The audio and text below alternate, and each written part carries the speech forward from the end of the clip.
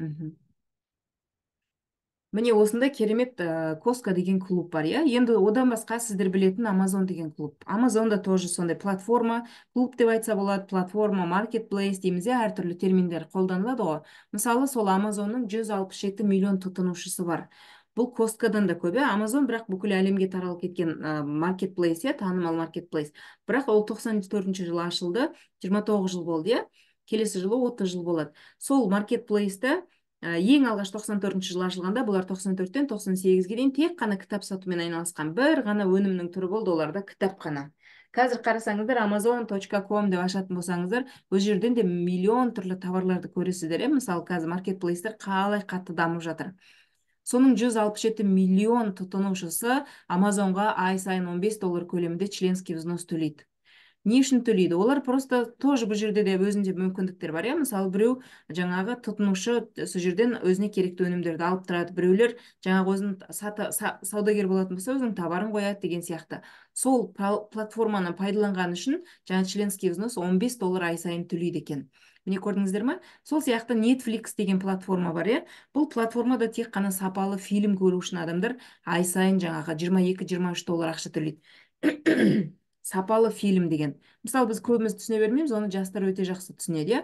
Соған жаңа Netflixке подписаться деп басып қояды да, сосын оған ай сайын жаңа счет на оплату келіп тұрады телефонына. Соны төлейді, сосын сол бір ай бойы өзіне ары қарай жаңағы сапалы фильмдерді қарайды. Сол сияқты міне қазір сізбен біз Zoom-да отырмыз, иә.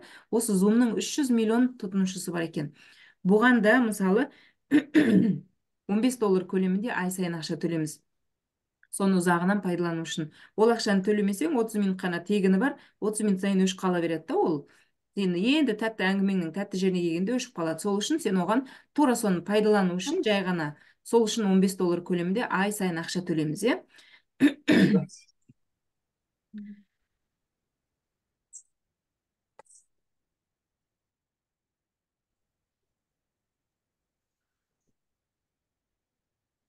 Мхм.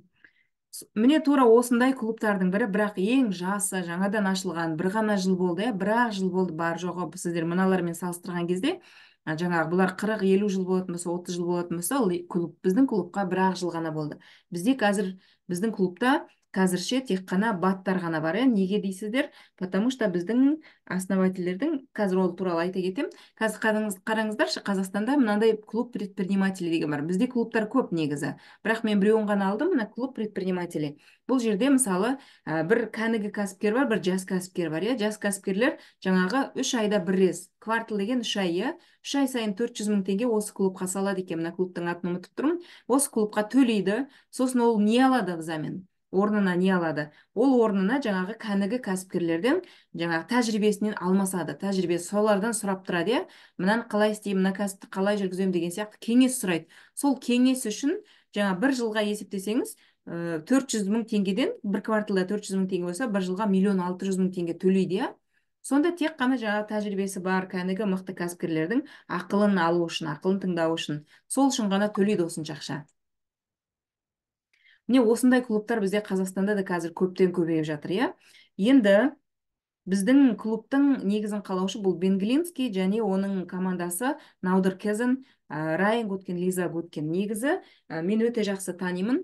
Мен 2011 жыл, мен негізі мамандығым мұғалім, 2011-ге дейін мектепте істеп жүрген кезінде мен ең алғаш осы кісілердің проектісіне бір тоже таныс мұғалім, замдиректор шақырған болатын. Содан кейін мен ол жерге әйтеуір бір өзімнің бір мақсаттарымен келіп қалдым, сосын кейін уже ақшасына қызықтым, біртіндеп ақша тауып бастадым, иә. Сол кезде менің ең алғашқы проектім именно осы кісілердің проектісі болған. Мен сондықтан осы Ливгудты алғаш рет естіген кезде көзімді жұмып бірден сразу шешім қабылдадым. Неге? Себебі ол проектіде біз 8 жыл жұмыс жасадым. Мен өзім 8 жыл жұмыс жасадым. Сол 8 жылдың ішінде ешқандай маркетинг те өзгерген жоқ, продукты да өзгерген жоқ, тура ешқандай біздің көңілімізді қалдыратын ештеңке болған жоқ. Барлық уәделерін орындады. Сосын олар удачно ол компанияны басқа бір американдық компанияға сатты. Ол компанияға біз бірге бардық ауысып, бірақ оның маркетингі, жаңағы ай сайынғы төлемдері бізді қанағаттандырмағаннан кейін ол жерден біз жұмысты тоқтаттық та мен басқа қазақстандық компанияға ауыстым. Бірақ қазақстандық компанияда мен байқағаным, олар ай сайын жыл сайын маркетинг өзгерте береді, уәделерінде тұрмайды, айтқандарын істемейді. Сондықтан көңілім қалып, мен 2018 жылы вообще сетевой компанияда істемеймін деп шешім қабылдағанмын. Бірақ та сол істемеймін дегеннің өзінде бір сетевой компания ашылғалы жатқан кезде мен бухгалтериясына шақырып, соның бухгалтериясында істедім. Сол кезде менің көзім жеткен нәрсе, кез келген мықты сапалы өнімдер ондай қымбат тұрмайды. Біз сетевой компаниялардың қымбатқа алып жүрміз ғой, иә? Ол сияқты өте қымбат тұрмайды. Себебі, мысалы, біз әлемдік деңгейдегі заводтармен келіссөздер жүргіздік, прайс листтарын қарадық, иә? Сол кезде сол керемет деген өнімдер, олар қатты мақтап отырған өнімдер, сол $10 ар жақ бер жағында тұрады. Мысалы, біз алған сол кездері $8, $5 алған өнімдерді алып келгеннен кейін, енді ол завод мысалы сізге жеке-жеке сатпайды, сол үшін сіз бәрібір ол ондай арзан өнімді ешқай жерден сатып ала алмайсыз. Себебі заводқа бір адам отыру тиімсіз. Олар алады да үлкен крупный компанияларға оптом 10 мың штук, 20 мың штук, 50 мың штуктан сатады. Сол кезде біз 20 мың штук заказ бердік ол компанияға. Сөйтіп жаңағыны $5 әкеп алдық, 20 мың штуктан. $100 мың сразу сатып алдық та алып келдік. Сосын әкелгеннен кейін маркетинг, жаңағы маркетологтарға ақша төлеп маркетинг құрды. Сосын ол маркетингті сол кезде жаңағы продуктының үстіне маркетингті қосты, жаңағы расходтарды қосты, доставка, офис деген сияқты. Сол кезде $5 өнімі $80 болып шыға келді. Түсінесіздер ме? Кез келген сетевой компанияда өнімнің үстіне накрутка, маркетинг қосылады бәрібір де. Себебі бонусты онсыз ешкімге төлей алмайды. Бонусты қалай төлейді десілі, өнімнің сыртына накрутка қоспаса. Міне сетевой компаниялардың барлығының жұмысы бірдей. Содан кейін мен вообще сетевой компания, ол бухгалтерияда 1 жылда істедім, потом істеген жоқпын ешқай жерде, сосын традиционный бизнеске кетіп қалдым. Традиционный бизнес жасаған кезде мен көп нәрсеге көзім жетті. Сетевой компания ең керемет, вообще осы сетевой бизнес ең керемет бизнес екен, безрискованный бизнес екеніне көзім жетті да. Себебі традиционный бизнесте вообще бүткіл ответственность тек қана сіздің мойныңызда, барлық расход сіздің мойныңызда, барлық жаңа күйіп кететін болса да, мысалы кезінде болды бірінші адам өртеніп кеткен кезде бір адамның $1 миллион шубалар өртеніп кетті. Мысалы шуба бутигі болған ғой, ішінде 1 миллион заттың $1 миллион товар болған. Сол өртеніп кетті. Көрдіңіздер ме? Кез келген традиционный бизнестің рискісі өте жоғары. Сіздер мысалы сетевой бизнесте егер жұмыс жасайтын болсаңыздар, безрискованный бизнес қой, вообще күшті бизнес. Негізі сәл-пәл көңіл аударып, фокус қойып жұмыс жасайтын болса, бұл жерден де үлкен ақша табуға болады, потому что адамдар өте көп ақша тауып отыр ғой қазір. Біздің клубтың негізгі миссиясы адамдар өзінің денсаулығын қалпына келтіру үшін үлкен бір состояниесін бәрін жоғалтпай-ақ, арзан ғана, аз ғана нәрсемен өзінің денсаулығын бүткіл қалыпқа келтіруге болады дейді. Оның дәлелі біздің өнімдердің өте арзандылығы. Себебі бізді клубта сетевой компаниядан айырмашылығы, накрутка жоқ, маркетинговый накрутка жоқ, қосылмаған, өнімнің үстіне қосылмаған, екеуі екіге ажыратылып тұр. Яғни сіз арзан өнімді алғыңыз келсе, компанияға мысалы бір-бірдеп клубты ашып алып, партнерский программаны қоймай клубты ашып алып, бір-бірлеп сіздерге коллаген сатып отырса, немесе протеин сатып отырса, оғанда тоже невыгодно ғой, сол үшін ол деген маркетинговый план ойластырып қойды. Ол қандай? Яғни сіз осы арзан өнімді алғыңыз келсе, ол доступный сізге, бірақ кімдерге доступный? Осы клубтың мүшелеріне доступный. Яғни сіз клубқа өзіңіздің 24 000 теңгеңіз төлеп кіресіз да, потом арзан өнім сізге деген қолжетімді, сол арзан өнімді өзіңіз аккаунтыңыз арқылы заказ беріп, әр адам өзіне өшігі отырған, мысалы Қазақстаннан 50 мың адам кірсе, 50 мың адам өзінің аккаунт арқылы заказ беріп, өзінің арзан өнімдерді алу керек болады, не? Бірақ қазақтарда біз қандаймыз? Біз одан да экономдағымыз келеді, әрқайсымыз жиналып, 2200 теңге тұратын доставканы біз одан да арзан қылып 1500-ге, 1700-ге алғымыз келеді, сөйтіп 10 адам бірігіп, бір аккаунттан алып жатамыз, сөйтіп әйтеуір арзандатып өнімдерді алып жатырмыз, е? Енді өнім туралы мен тоқталмаймын, ертең тыңдайсыздар. Бір ғана өнім туралы айта кететінім, мысалы, біздің өнімдердің барлығы Америкада шығады, сосын өнімдердің барлығының GMP сертификаты бар. GMP-дан бөлек те сертификаттар бар. Ол сертификаттарды сіз өздеріңіздің аккаунттарыңызға кірсеңіздер, соның төменгі жағында сертификаты анализі деп жазылып тұрады, сол жерді басатын болсаңыздар, сертификаты анализі да. Ол жерде әр өнімнің астында сертификаттары көрінген. Соны басып көретін болсаңыздар, жаңағы GMP-дан бөлек қандай сертификаттар бар, сол сертификаттардың барлығының аты жөндері, суреттері барлығы тұр, иә. Оны сол аккаунттан қарай аласыздар.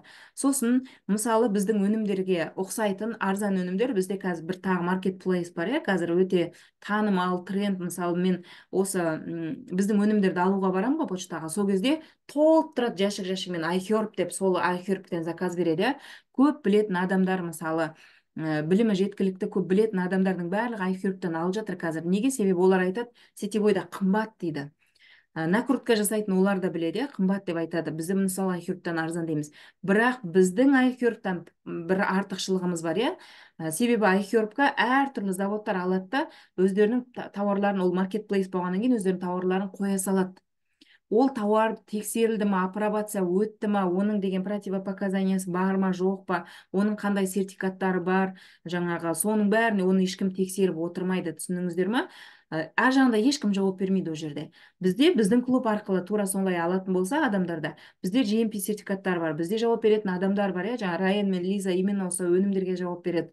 Сосын оның барлығы қанша жаңағы сұрақтары болса, солардың почталарына жазатын болса, ол сол почтаға жауап береді барлығына. Мысалы, бір результат алмай қалған жағдайда даже сіз оның флаконын обратно салып жіберсеңіз, флакон тура сол өнімді қайтарады немесе ақшасын қайтарады деген сияқты, сондай жауап беретін адамдар бар. Және бәрібір iHerbке қараған кезде бізде арзандау бәрібір. Тағы да жаңағы 1-2 мың теңгеге арзан өнімдер бізде. Түсініңіздер ма? Сондай, мысалы, сол iHerbтен алып жатқан адамдарға сіздер деген айғайлап тұрып айтсаңыздар болады да осы өнімдерді.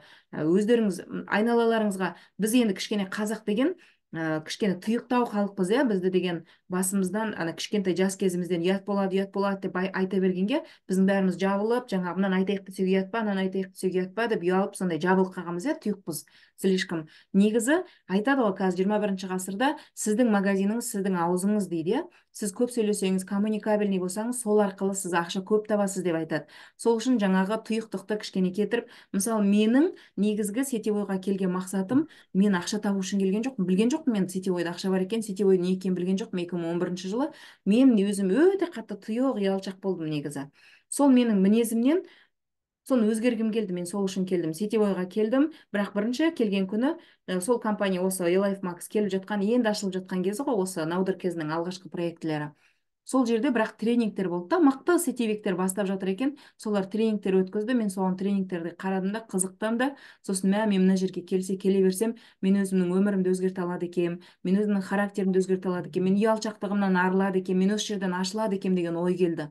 Мен сөйтіп келе бастадым сетевойға. Сосын каждый суббота воскресенье жаңағы мектепте, ол кезде 6 күн істейміз ғой, каждый воскресенье бір ғана демалыс. Сол бір ғана демалыста мен осы келе бастадым офисқа. Сөйтіп жүріп, действительно бір жылдай мен ақша тапқан жоқпын, қиналдым, бірақ өзімнің тұйықтығымнан арылдым, коммуникабельностьті үйрендім, иә.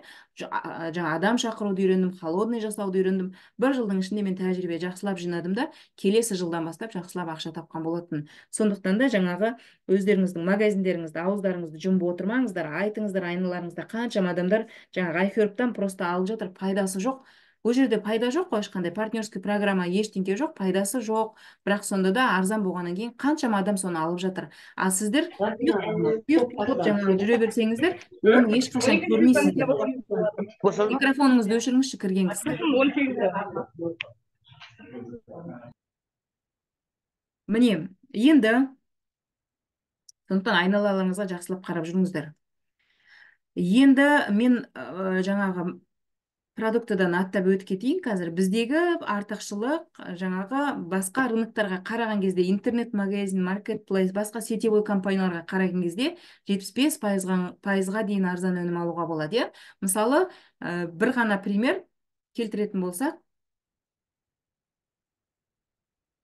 бізде мына CBD деген қазіргі заманда өте танымал, иә, дәл бүгінгі күні өте танымал. Бұл CBD деген конопляның сығындысынан алынған май, ол тілдің астына тамызылады, және ол деген көптеген ауруларға мыңда бір ем, жаңағы балалардағы ДЦП, аутизм деген сияқты, немесе жаман ауру, әртүрлі жазылмайтын, иә, жаңағы СПИД дейміз бе, солардың барлығына күшті көмектеседі. Оның дәлелдері миллион дәлел бар, иә, неде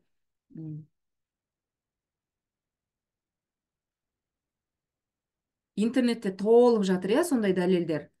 Сондықтан да міне осы өнім бізде бар жоғы 7,5 мың теңге тұратын болса, басқа компанияларда, басқа маркетплейстерде қарасаңыздар $90, $80. Ал егер сіз өзіңіз Google-ге кіріп CBD масло деп жазатын болсаңыз, интернет-магазинге лақтырады, сізді. Сол интернет-магазинге кіріп қарасаңыз, ол жерде 167 мың, 200 мың деген сияқты сондай бағада тұр. Сосын жақында осы Алматыда суббота күні презентация болған кезде бір кісімен сөйлесіп отырдым, бір келіншек келіп тыңдап отырды. Баласы ДЦП екен, сол кісі айтып жатыр.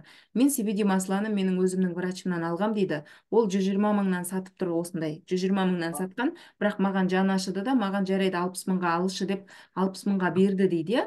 Ал бізде ол бар жоғы 7,5 мың теңге тұрады. Сонымен дейді жаңағы өте қымбат қалғаннан кейін слишком экономдап, жаңағы өте үнемдеп балама қатты сеппей жүрмін дейді. Көрдіңіздер ме? Мысалы, адамдар қымбат қалғаннан кейін даже жаңағы экономдап сонша дұрыстап сеппейді да, содан кейін дұрыстап результатты алмай қалады.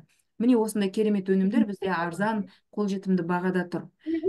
Тағы бір екі салыстырмалы түрде көрсетіп жіберейін. Жаңадан кірген кісілер бірден микрофондарыңызды өшіре қойыңыздар, Тағы бізде мынандай керемет сыворотка бар, для лица деген. Жаңағы беттегі әжімдерді тартатын, бұның ішінде өте көп антиоксиданттар бар, органикалық. Сол бізде 7,5 мың теңге тұрады. Ол басқа жақтарда $60, $86 тұрады. Мысалы, бізде қазір партнерлар бар, жаңадан келіп жатырған. Олар тура осы сыворотканы, бірақ аты басқа атпен, бодик бірдеңке деген атын ұмытып тұрмын. 30 мың теңгеден сатқан екен. 30 мың теңге, а бізде 7,5 мың теңге. Мысалы, 4 есе арзан, қарасаңыздар. 30 мың теңгеге ол кезде адамдар мысалы бір штук алатын болса, қазір біз арқылы 4 штугын бірақ алуға болады, міне осындай арзан өте. Енді біздің өзіміздің Либгудтың ішінде, клубтың ішінде екі түрлі баға бар, тұтынушының бағасы немесе ішкі участниктің, яғни қатысушының бағасы. Тұтынушы деген, яғни вообще ешқандай компанияға ақша салғысы келмейді, жазылғысы келмейді, бірақ бәрібір бізде өнім арзан болғаннан кейін сатып алғысы келеді. Ол адамдар сатып ала алады, $18, ол деген 8,5 мың теңге. Міне осындай женский мультивитамин, мужской мультивитамин. Осыны тура осы 8,5 мың теңгеге даже компанияға кірмей-ақ сатып ала алады. Сіздерді реферальный ссылкаларыңыз тұр, кабинет аккаунттарыңызға кірсеңіздер. Микрофондарыңызды өшіріңізші.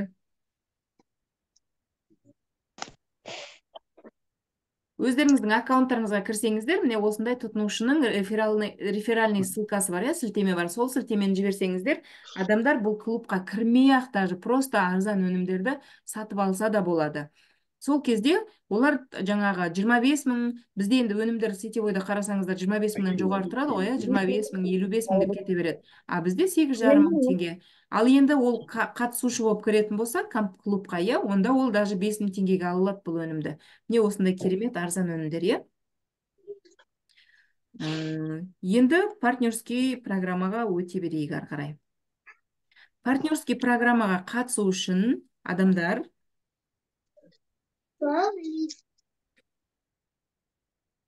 құрметті қонақтар, кіргеннен кейін бірден микрофондарыңызды өшірсеңіздер, өз даусымды өзім естіп шатасып жатырмын.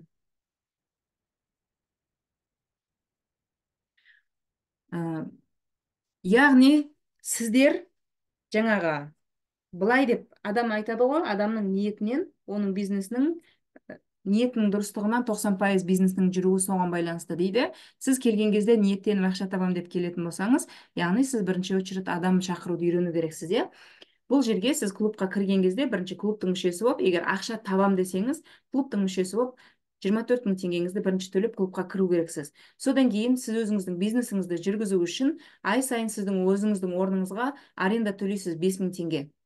Сіздің орныңыздың арендасы ол. Мысалы, мен традиционный бизнестен келдім, жаңа айтып жатырмын. Енді традиционный бизнес жасаған адамдар ортамызда бар болатын болса, олар түсінеді. Мысалы, мен цветочныймен айналыстым. Содан кейін менде кухня, цех болды. Жаңа тамақ на вынос дейді ғой? Не дейді қазақша? Сондай, мысалы, не болды менде? Бизнес болды, Сол кезде, мысалы, сол қай қайсын болмасын алсам, мысалы, мен бір айға жаңағы арендаға алдым ғой, орынды арендаға алдым. Сол орынға алдын ала мен 400 мың теңге төлейтін едім. Мен білмеймін олайда аренда жүре ма, ой, товарооборот жүре ма, жүрмей ма, сауда бола ма, болмай ма, менің жұмыскерлерімнің зарплатасы шыға ма, шықпай ма, мен білмеймін, бірақ мен алдын ала сол жаңағы арендамды бір ай бұрын төлеп қоямын 400 мың теңгемді. Сонан кейін сол 400 мың теңгені шығарып жанымды салып жұмыс істеймін.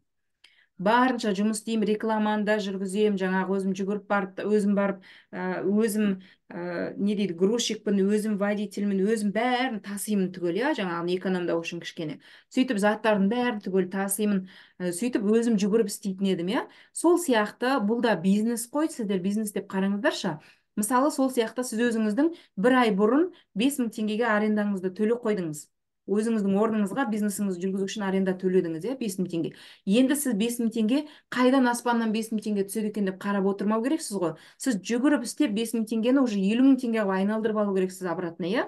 50 мың теңгеге айналдырып алу үшін бізге бар жоқ бір 2-3 адам шақырсақ жеткілікті ғой. Bir ай бойы, целый 30 күн бойы бір 2-3 адам шақырсаңыз, сіз уже 50 мың теңге табасыз, иә. Сонда сіз жаңағы 5 мың теңге төлеген арендаңызды 10 еселеп қайтарып алдыңыз деген сөз. Мына ай сайынғы 5 мың теңге төленеді не үшін? Сіз бизнесіңізді жүргізу үшін соның арендасын төлейсіз. Солай деп қабылдаңыздаршы.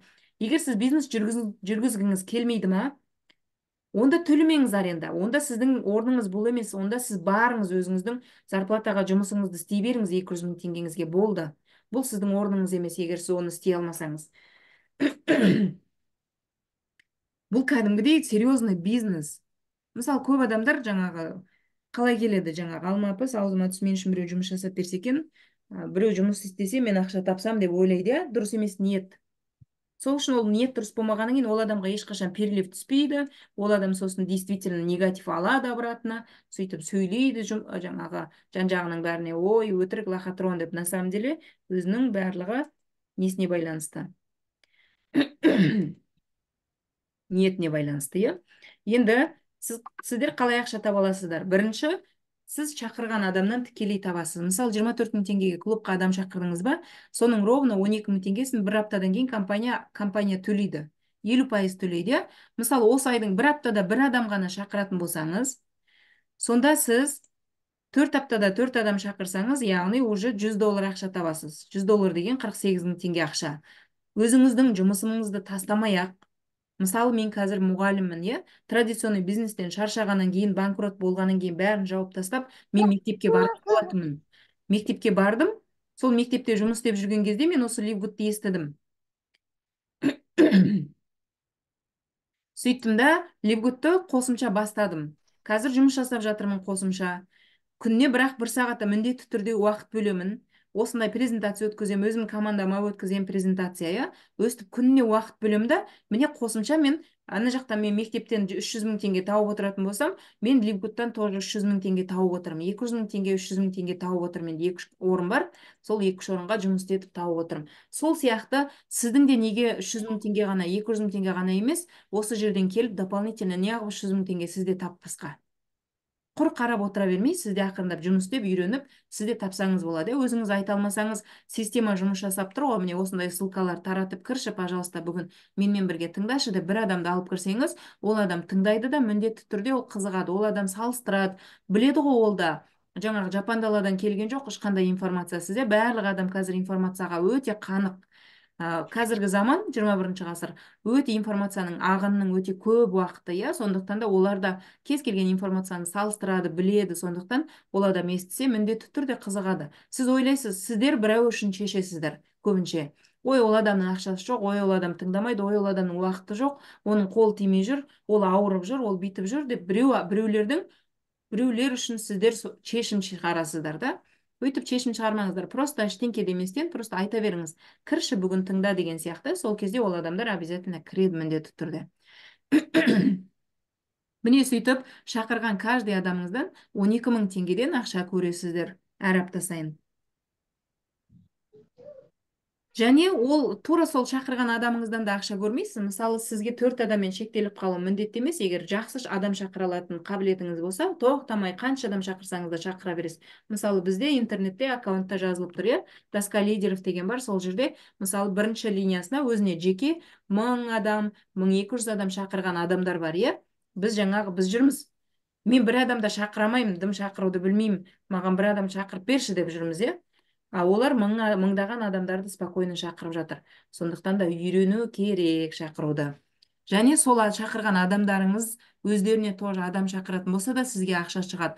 10 уровеньге дейін, глубинаға дейін, төменге, шұңқырға дейін, иә, 10 шұңқырға дейін сіздің шақырған адамыңыздың адамынан, оның адамынан деген сияқты жаңағы әрқайсысынан 2000 теңге, 1000 теңге, 500 теңгелеп өстіп ақшалар түсе береді, түсе береді. Солардың бәрі жиналып үлкен ақшаға айналады, иә. Бірақ бұлардың барлығы сіздің статус жасауыңызға байланысты. Мысалы, статус бізде жасау оп-оңай тоже. Сіз 2 адам шақырдыңыз ба, 24 мыңға сіз уже бронза деген статусқа шығасыз, иә. Сол кезде сізге екінші шұқырлық ашылады. Яғни, сол шақырған 2 адамыңыз адам шақырып жатса, олардан да 2,5 мың теңгеден әрқайсынан ақша түсіп тұрады. Сосын командаңыз 20-ға жеткенде сіз серебро боласыз. Серебро болған кезде сізге тағы 2 шұқырлық, 4 уровень төмен қарай ашылады, иә. Значит, тағы олардың шақырған адамының адамынан да сізге 1250 теңге әрқайсынан ақша түсе бастайды. Содан кейін командаңыз 100-ге жеткен кезде сіз уже золото боласыз, иә. Солардың енді 3-еуі сіздің личниктеріңіз болып отыру керек постоянно. 100-ге жеткенде золото боласыз, сосын 500-ге жеткенде платина боласыз, 2,5 мың адамға жеткен кезде бриллиант боласыз. Сол кезде сізде 10 шұқырлық толық ашылып тұрады. Сонда сіз бүткіл осы 10 уровеньнен жаңағы 500 теңгелеп адам жиналса да, бірақ адам саны көбейген сайын сіздің ақшаңыз да максимально көбейе береді, иә. Мысалы, біздегі бриллиант деген 2,5 мың адам 50 доллар товарооборотпен есептеген кезде бар жоғы 120 мың доллар товарооборот. Сетевойда істеген кісілер біледі. Мысалы, барлық сетевойларда статустардың аттары ұқсас болады, иә. Тоже, мысалы, біз білетін сетевой компанияда бриллиант деген статус бар. Бірақ сол бриллиантқа жету үшін сіз кем дегенде 3 миллион доллар бір жағыңызға, мысалы, бинарда, иә, бір жағыңызға, минимальный жағыңызға 3 миллион доллар оборот жасау керексіз. А максимальнеңіз ол 7-8 миллион долларды құрап кетеді, иә. Сонда сіз бриллиант деген статусты жабу үшін басқа сетевой компанияларда 10 миллион доллар оборотқа дейін жасау керексіз бриллиант деген статусқа жету үшін. Ал енді бізде Жақсылар қыздар, микрофондарыңызды өшірсеңіздерші. Микрофондарыңызды өшіріңіздер, иә. Я Рыскүл ханымға мешать етіп жатсыздар.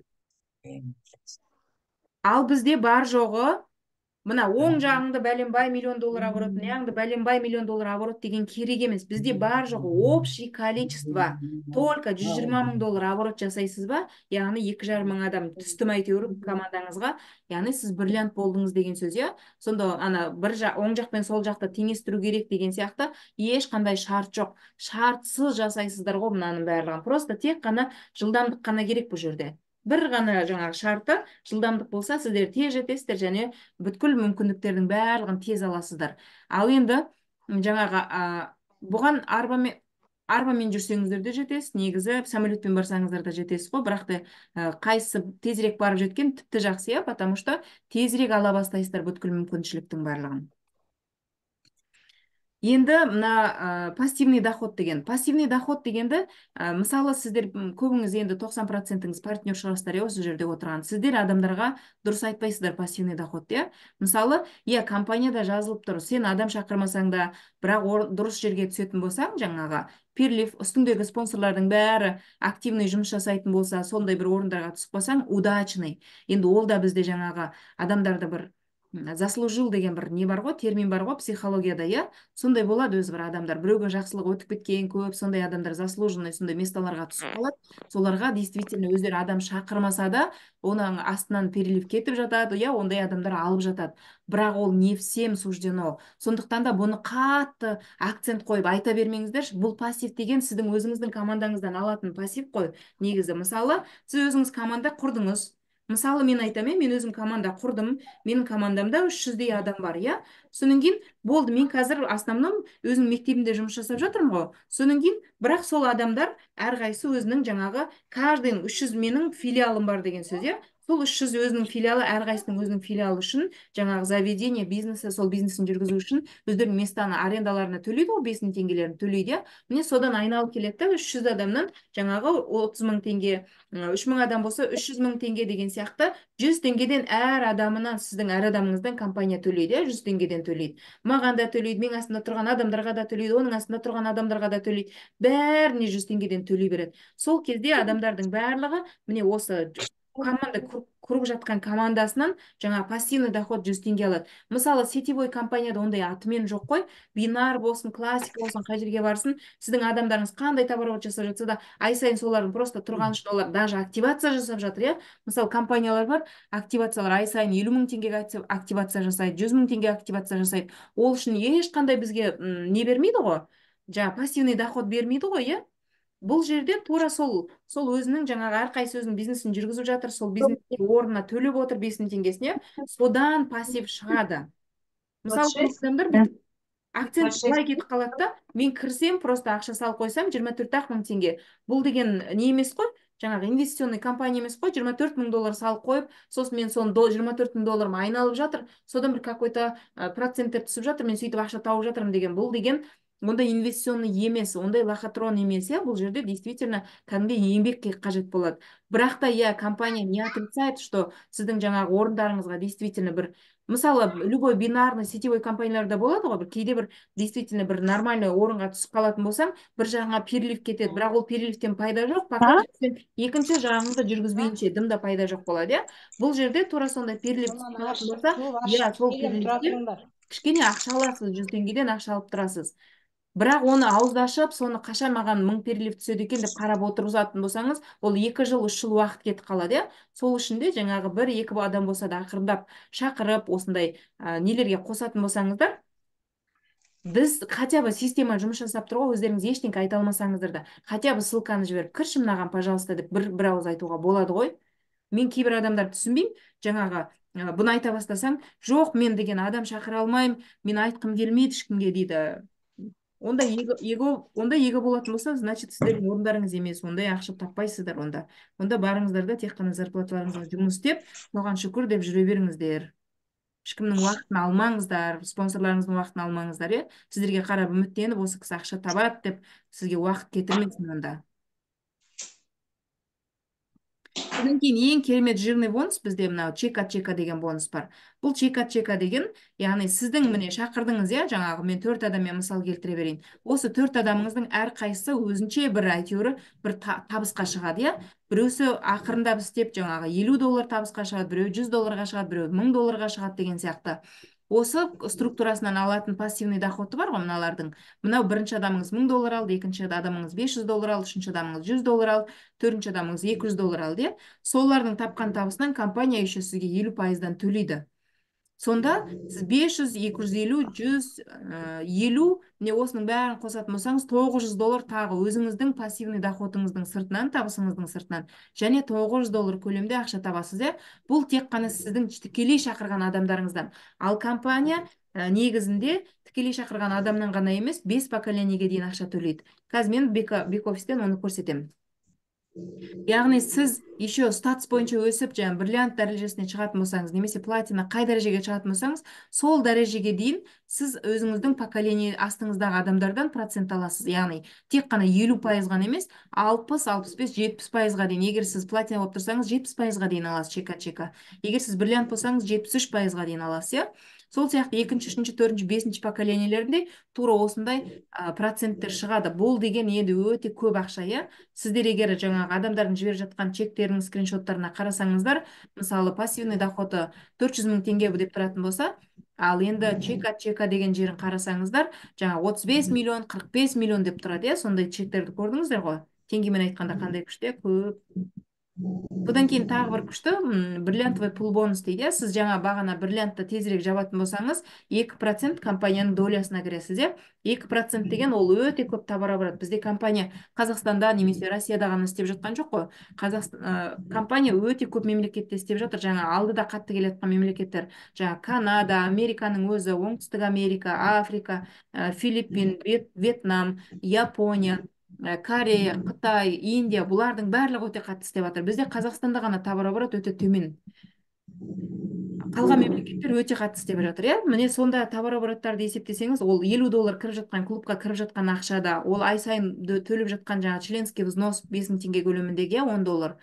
немесе жаңағы сатып алынып жатқан товарооборот продуктыдан біз тікелей өзіміз ақша табыс таппасақ та таппаймыз, себебі оның үстінде накрутка жоқ. Сол себепті біз продуктыны қанша сатсақ та ол жерден табыс таппаймыз, иә.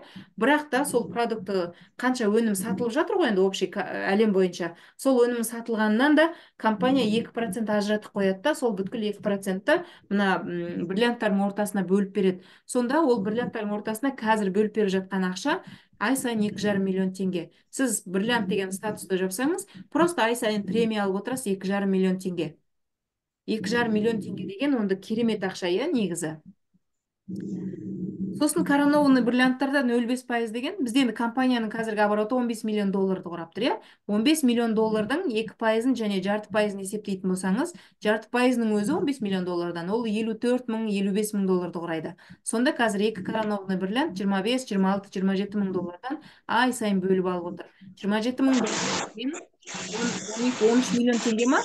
Ай сайын 13 миллион теңгеден осындай ақша тауып отыр, иә, мысалы статус жасап алғандар. Міне қараңыздар, мына жерде мынау бірінші чек, российский бір партнердің чегі, апта сайынғы тауып отқан табысы 100 мың теңге, 50 мың теңге, 200 мың теңге, жаңа 150 мың теңге деген сияқты, ай сайын бір айда уже 600-700 мың теңге шығып тұр. Сосын мынау сентябрьдегі біздің Марат мырзаның чегі, иә. Мысалы матричный бонус деген жаңағы пассивный доходтан $1135 болса, яғни 500 мың теңгені орайтын болса, матчинг бонус дегені чекасы $14,101. $14,101 деген 7 миллион теңге ма, 8 миллион теңге даже, иә. Сосын Diamond Pool дегенді қарасаңыз 2,5 миллион теңге. Осылардың бәрін қоссаңыз $18,586. Бұл деген сөз, енді $18,000 деген 10 миллион теңгеге жуық ақша, иә. Сосын оң жақта біздің Мараттың үстіндегі спонсор, ол жаңа Тим Миллер деген американский, иә. Бұл кісінің чегін қарасаңыздар тоже.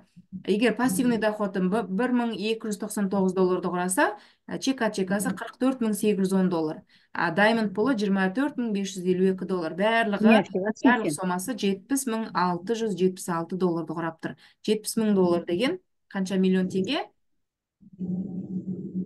35 миллион теңге ма, 40 миллион теңгеге жуық ақша, иә. Не осындай керемет маркетинг. Қазір мен оны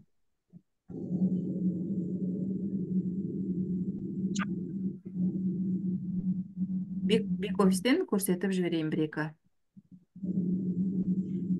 Қайта тұрымды.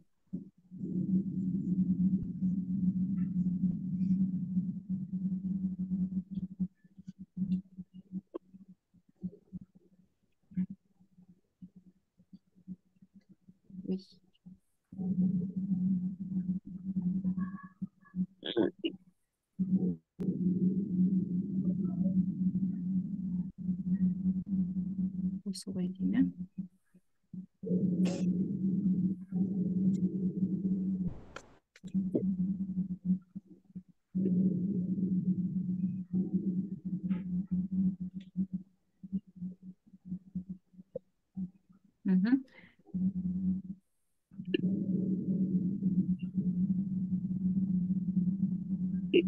Қазір жаңағы неге кіріп, аккаунтқа кіріп, аккаунттан көрсетіп берейін.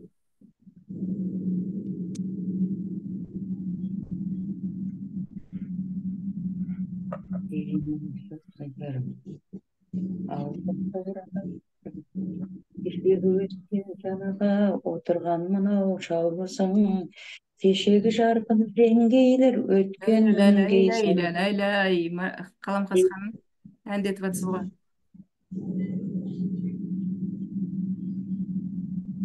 Жоқ, мен емес. Мен емес әндетіп атқан.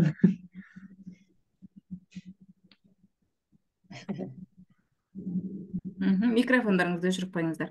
Енді міне аккаунт, иә, мына аккаунт қарасаңыздар, мына жерде мынандай разноцветныймен тұр, иә, әртүрлі түспен тұр. Міне осы жерді басып, әркім өзіңіз адам жазған болсаңыздар, қазір күшті не жүріп жатыр ғой, промоушен жүріп жатыр, иә.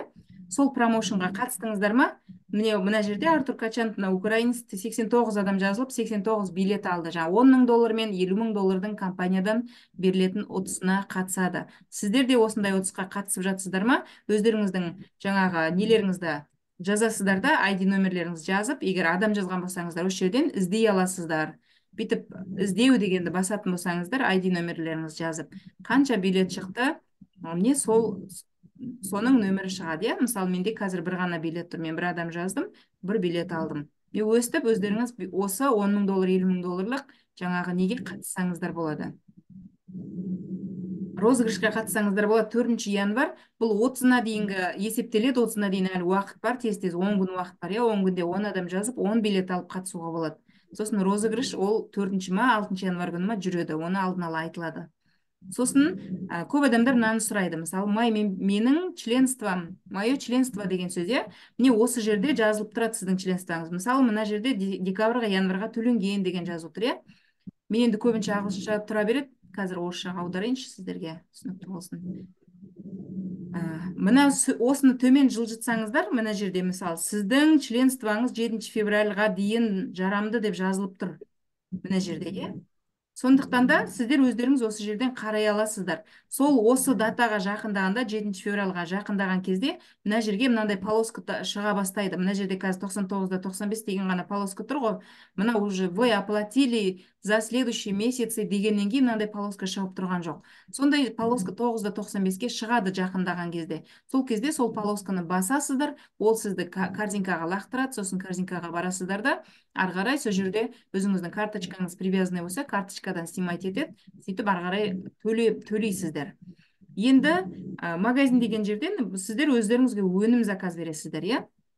Моя информация деген жерден өзіңіздің данныйларыңызды реттей аласыздар. История заказов деген жерден сіз өздеріңіздің не заказ бергендеріңізді. Мысалы, міне қараңыз, 9-да 95, 9-да 95 сізде өздерің жасаған жаңағы нелеріңіз, ай сайынғы төлемдеріңіз, иә, сосын берілген өнімнің заказы, оның міне код ссылкасы тұр, оны бассаңыздар, прослежка қарауға болады, иә. Барлық осы жерде сақылдап істеп тұр ғой. Сосын моя команда деген жерді бассаңыздар, сіз өзіңіздің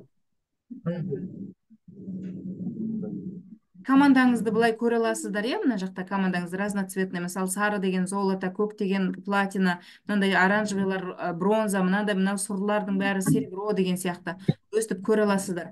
Сосын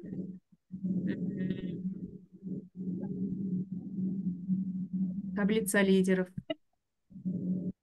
Таблица лидеров деген жерде, міне мысалы, мынау таблица лидеров деген, бұл мен үшін мотивация. Мысалы, қараңызшы, мына Даниэл Пилон деген, мына Канаданың жігіті. Канаданың жігіті уже 1100 адам, жеке өзіне 1100 адам тіркеді. Сосын Джеффи Роман, бұл енді бірінші орында тұрады, мына Пилон одан озып кетті. Джеффи Роман деген, бұл американец, ол 1087 адам тіркеді. Содан кейін мынау Африка ғой деймін, мынаны туын білмедім. Мынау 607 адам тіркеп тұр. Мысалы, мына жерде 100 адам тұратын. Қазір 200-ге көбейтіп қойды бұны. Бізде біздің лидерлерден жаңа Марат Тайкешев тұр, мына жерде 110 адам тіркеді первый линиясына. Мысалы, қараңызда, осы жерге қарабақ көп мотивация алуға болады. Мына жерде қаншама туды көріп тұрсыздар, иә? Қаншама мемлекет істеп жатыр. Мысалы, мынау Вьетнам, мынау деген Бразилия дейміз, мынау деген Филиппин, қаншама мемлекеттерде қаншама адамдар істеп жатыр. Міне қараңыздаршы. Біз ғана отырмыз бір-бірімізге қарап, аузымызды ашып. Маған қашан перелив түседі, перелив түскен күні мен қозғалам дейді да. Ниеттеріңізді дұрыстаңыздар. Психологиядан сабақ өтеміз. Міне, осылардың бәрі қандай керемет, бүткіл әлем бойынша жұмыс жасап жатыр. 66-90. Сосын міне мына жерде, мысалы, каждый минут сайын, секунд сайын подпискалардың бәрі тоже көрініп тұр, иә. Енді біз қазір мой заработок деген жерге келеміз, мына жерге. Мой заработок дегенді ашатын болсақ, мына жерде, мысалы, апта сайын, ай сайын деп тұр, иә. Апта сайынғы түскен табыспен, мысалы, ай сайынғы түскен табысты ашайық, иә. Үстінен басатын болсаңыздар, осы жерден сіздер жаңағы мынаны анықтап көре аласыздар. Матричный бонус, оны разборный қарауға болады, ашып қарауға болады. Сосын соответствующий бонус деген бұл чек ашып қараймыз. Қаламқас, өшіріңіз микрофон. ойбай. Мысалы чека дегенді қарасаңыздар, міне өздерін персональный деген сіздің личный шақырғандыңыз, иә, личный приглашенный. Сонда мысалы мына адамдардың барлығы ақша тауып отыр деген сөз ғой. Мысалы мына мен қазір бір былай жүгіреді дейтін болсам, мына жақта қаншама адам тұр. Міне осы адамдардың бәрі ақша тауып отыр, иә, мысалы мына списокте қараңыздаршы. Міне енді соның біреусі мысалы $114 тапқан, содан $50 түсті, $57 түсті, тең жартысы, иә. Тағы бір адам $105 тапқан, одан 52,62 түсіп тұр. Тағы бір адам $62 тапқан, одан $31 жартысы. Міне өстіп, каждый адамдарыңыз ақшаға шыққан сайын, сіздердің де чектеріңіз өсе береді. Мына 29-дан 14 деген сияқты. Міне осылай чектеріңіз өсе береді. Сосын екінші уровендегі адамдардан да аласыздар. Мысалы, мынау екінші уровендегі адам, иә, второе поколение, ол $105-дан $10, $79-дан $7, $61-дан $6, $105-дан $5 деген сияқты үшінші уровенге кетті уже міне. Міне өстіп, бүткіл адамдардың тапқан табысының барлығынан сіздерге чек түседі ертең өзіңіздің командаңыздан.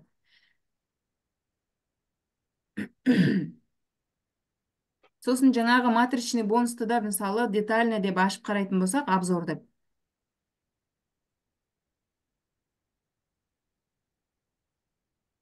Мына жерде де барлығы, мысалы мына жерде әр уровенен екіден, мына бірінші уровенен 2 адамнан 50%, цент, 4 адамнан $1, 8 адамнан $2 деп мына жақта барлығы көрсетіп тұр, барлығы $200. Бұлай қарасаң, бір 100 теңгеден, бірақ 100.000 теңге жиналып тұр ғой. $207 деген 100.000 теңге ақша ғой. Мысалы, оны детально қарайтын болсақ, мысалы қараңыздар, міне бәріне міне 0,25 цент деген 100 теңге деген сөз. Міне мына қараңыздар, 100 теңгеден ақша қалай жиналады. 100 теңгеден 100.000 теңге жиналып тұр. Өстіп сіздерге де ақша бұйырады, сондықтан да жаңа қимылдаңыздар, шақыруды үйреніңіздер. Мен бағана басында айтып кеттім, адамдардың бәрі енді кіріп жатыр, соң бітіп жатқан кезде кіріп жатсыздар. Мысалы, мен өзімнің өмірімді 180%-ға градусқа өзгерткен адамын. Мен негізі өте тұйық, ұяң, ұялшақ, ұят боладыны көп естіген, жасық десеңіздер де болады. Мен сондай адам болдым негізі. Бірақ енді өзімнің іштей бір құлшынысым, мақсатым, өзімнің өмірімді өзгерткім келді. Характерімді өзгерткім келді. Маған менің характерім ұнаған жоқ, мен ашылғым келеді. Жаңа бүткіл ішімдегі жатқан нені көрсеткім келеді, бірақ жаңағы сырттан бізді жауып, жәшке әбден қамап тастаған ғой, ұят болады дейсіз. Сол ұят боладының кесірі, мына қазақтардың бір тәрбиесіне мен қарым ашатыны, ұят боладының кесірінен, ұят болады деп ішіңдегі тұрған ойыңды жасырып, ешкімнен ештеңе сұрамайсың, білгің келіп тұрған нәрсені білмейсің, жүре бересің, сөйтіп уақыт өтіп кетеді. Сөйтіп бір күндердің күнінде бір Алла тағаланың да көзі түзу болған шығар, мен замдиректор болып істеп жүрген кезде, білмеймін қалай замдиректор боламын деп өзім таңғалып отырады дейді. Енді мен еңбектен күшті еңбекқор адамын негізі. Сол еңбекқорлығымнан тез көтерілдім. Жаңағы 25 жасында уже замдиректор болып жұмыс жасадым. Сол 28 жасында сетке келдім мен. Сол кезде мені бір тоже замдиректор қоймай шақыра береді, үлкен кісі қақылдап шақырады. Ішімнен жыным ұстайды, бәле болды ғой мына біреу деген деп. Сосын қойшы енді үлкен кісі көңіліне қарап келдім.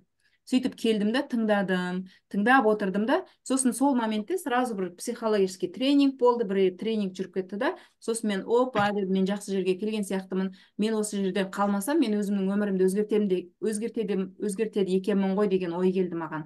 Мен ақша табу деген ойлаған жоқпын, уже маркетинг ештеңені түсінген жоқпын абсолютно, бірақ бір щелчок кетті менде. Сосын каждый воскресенье олар мені звондайды, шақырады, мен келем обязательно воскресенье күні. Сөйтіп жүрдім. Бір жылдай жүрдім, мен бір жыл ақша тапқан жоқпын. Сосын олар мені жұмсайды. Менің наставнигім жақсы болды, жаңағы постоянно жұмсайды.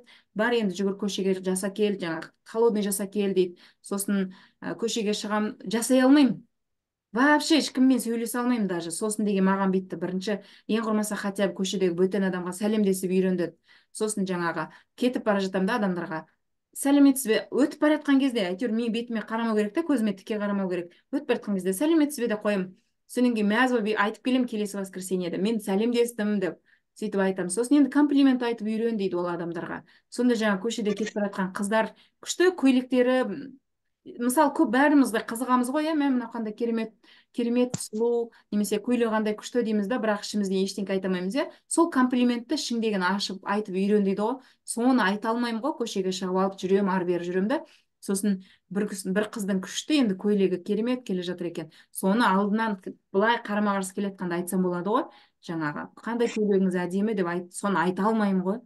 сонда ана мен қасынан өтіп бара жатқан кезде иығымнан иығы былай өтіп бара жатқан кезде артынан мә көйлегіңіз қандай күшті деп қойып өтіп бара жатырмын. Сосын ол ана жаққа өтіп кеткен уже 10 метрге рахмет деп ол жақтан айғайлайды да, сөйтіп үйреніп бастадым мен.